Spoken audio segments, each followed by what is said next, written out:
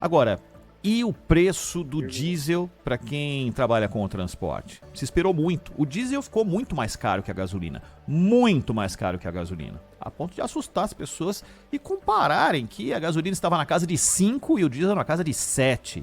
Pois bem, a Petrobras acaba de anunciar uma redução no valor do diesel da ordem de 20% do litro. 3,57%. A gente vai saber se isso representa, não representa, ou se é o começo de uma possibilidade de melhoria para o setor. Nós vamos conversar com o Pedro Rodrigues, que é sócio do Centro Brasileiro de Infraestrutura e que nos atende aqui no Acontece. Tudo bem, Pedro? Como vai?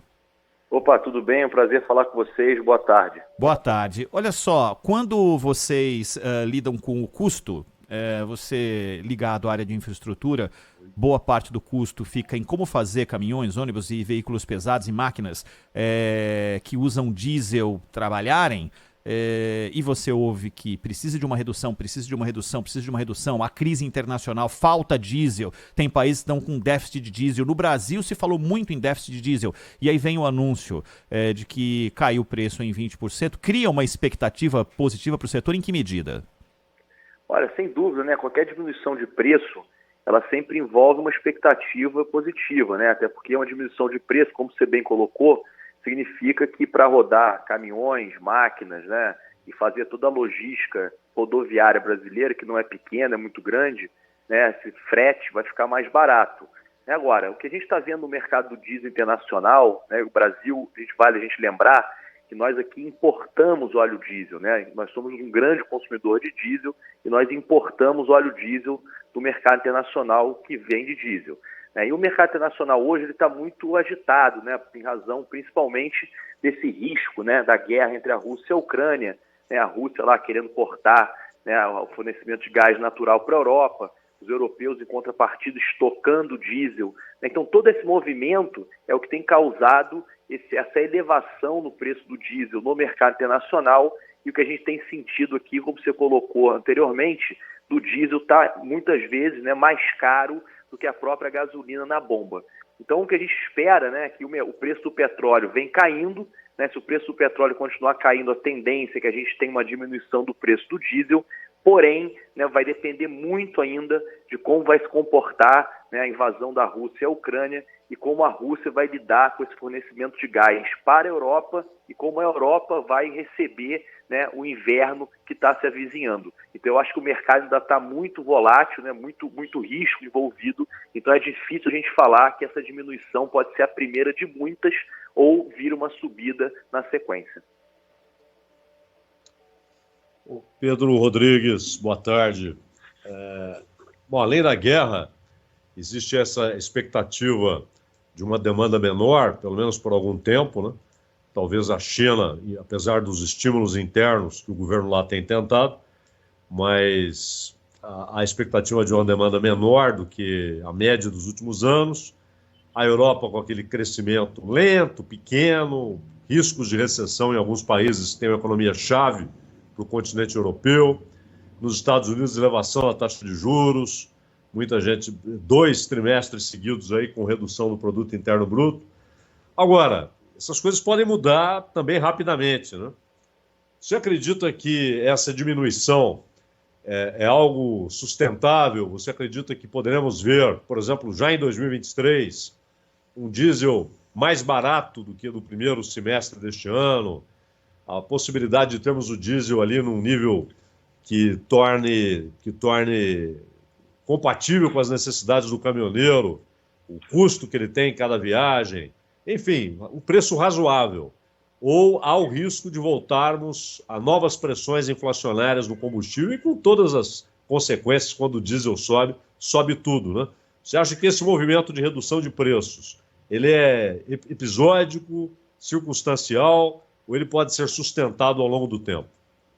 Olha, como você bem colocou, né, a diminuição, né, do ritmo econômico, né, do crescimento econômico, principalmente dos Estados Unidos, né, que pode causar uma recessão global, isso faz com que a demanda por petróleo diminua, né? Toda vez que você tem uma recessão, você tem menos demanda por petróleo, mais oferta, e isso acaba acarretando no final do dia uma diminuição do preço do barril.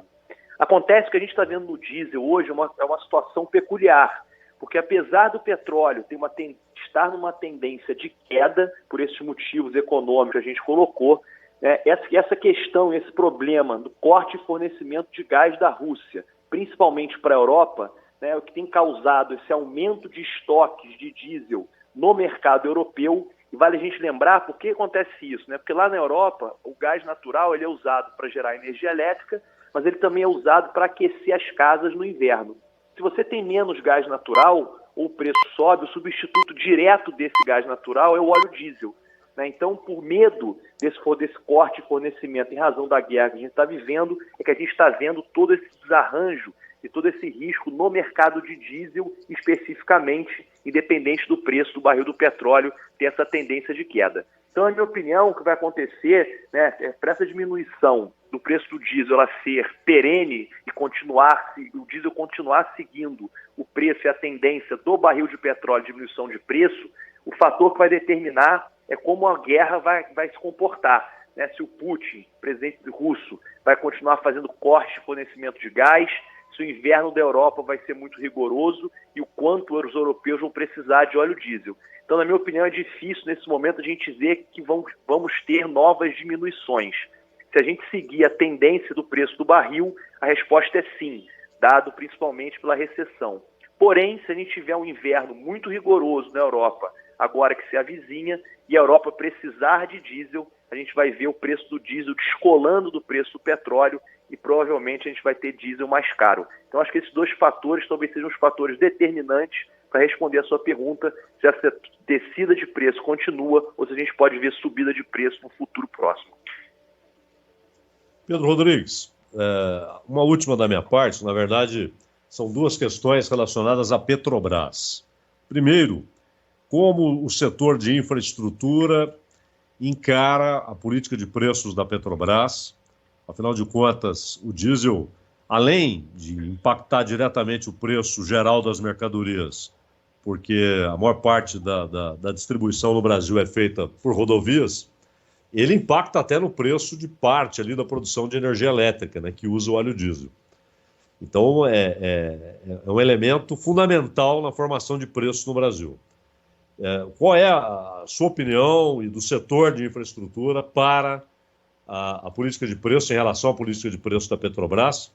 E segundo, muita gente diz e repete que há uma solução que demanda dinheiro, demanda vontade, mas que é factível, que é termos condição de refino maior, capacidade de refino maior para que o Brasil deixe de ser dependente da importação de óleo diesel e de gasolina. Você acha que isso pode ser feito aí num prazo razoável, que o Brasil tenha um número maior de refinarias capazes de produzirem óleo e gasolina numa quantidade que abasteça inteiramente o mercado interno? Olha, sem dúvida, você colocou dois pontos muito importantes, Primeiro, a política de preço da Petrobras, que hoje segue a paridade de importação, ela acontece por quê? Exatamente pelo nome, Nós somos importadores de derivados de petróleo, de gasolina, de óleo diesel e de GLP, que é o gás de cozinha. Então, se a Petrobras ela não segue a política de preços do mercado internacional, ou seja, a política de preços da paridade importação, risco que acontece é a gente ter desabastecimento, ou seja, ficar sem óleo diesel nas bombas de gasolina, nas bombas dos postos, que isso seria o pior cenário. Por que isso acontece? Porque nenhuma empresa vai querer importar um produto mais caro no mercado internacional e vender aqui dentro mais barato, competindo com a Petrobras, que estaria praticando essa venda mais barata nas suas refinarias. Então, a política de preço ela deve ser seguida. E a política de preço ela não é só para o mal, ela também é para o bem. Já visto agora, que a gente viu recentemente, duas descidas, dois anúncios de redução no preço da gasolina, e agora estamos vendo um anúncio de redução no preço do diesel. E essa redução pode acontecer, novas reduções, também como pode acontecer aumentos, dada a volatilidade do mercado. Mas, de novo, ela serve tanto para o mal quanto para o bem, tanto para a subida de preço quanto para a redução de preço. Agora, sem dúvida, se a gente tivesse um aumento da capacidade de refino, quer dizer, a gente conseguisse refinar toda a nossa capacidade de produção, petróleo a gente tem, Nós somos grandes produtores de petróleo, resta termos capacidade de refino. Se a gente conseguisse fazer isso, a gente poderia praticar no preço a paridade exportação, né? Porque nós seríamos exportadores de derivados de petróleo. Né? E o que isso impacta? Quando a gente pratica o preço exportação, naturalmente existe uma diminuição desse preço para o consumidor, porque na composição do preço da exportação não está dentro dessa composição o frete, né, que é o frete que traz o combustível de fora, e o seguro, que também tem que ser feito da carga que vem de fora. Então você teria sim uma diminuição de preço. Agora, esse aumento de capacidade de refino, né, o que precisa ser feito, na verdade, é a gente incentivar que empresas privadas façam esses investimentos. Né? A Petrobras ela não tem condição, né, financeira de fazer tudo o que ela precisa. Hoje a Petrobras é uma empresa saudável, uma empresa que dá lucros gigantescos, mas por quê? Porque ela investiu dinheiro em lugares, né, em setores da cadeia de petróleo que tinham retornos muito elevados, que é, por exemplo, a exploração de petróleo em águas profundas e ultraprofundas, na qual a Petrobras é líder mundial nesse aspecto. Então, o setor de refino é um setor de um mercado competitivo, que as taxas de retorno são baixas. Então, a Petrobras, uma empresa desse tamanho, não tem sentido econômico investir em aumentar o parque de refino. Mas, para isso, a Petrobras precisa sair das refinarias que ela já está. A Petrobras hoje detém 85% da capacidade de refino nacional, para aí sim dar segurança ao investidor privado de comprar refinarias no Brasil e conseguir aumentar esse nosso parque de refino a ponto de nós ficarmos aí independentes, né, autossuficientes, não só em petróleo, mas também em derivados de petróleo. Pedro Rodrigues, sócio do Centro Brasileiro de Infraestrutura, conversou com a gente aqui no Bandeirantes Acontece. Pedro, muito obrigado pela tua atenção, um grande abraço, até a próxima. Obrigado a vocês, é um prazer estar aqui na Rádio Bandeirantes. Um abraço. Valeu. Agora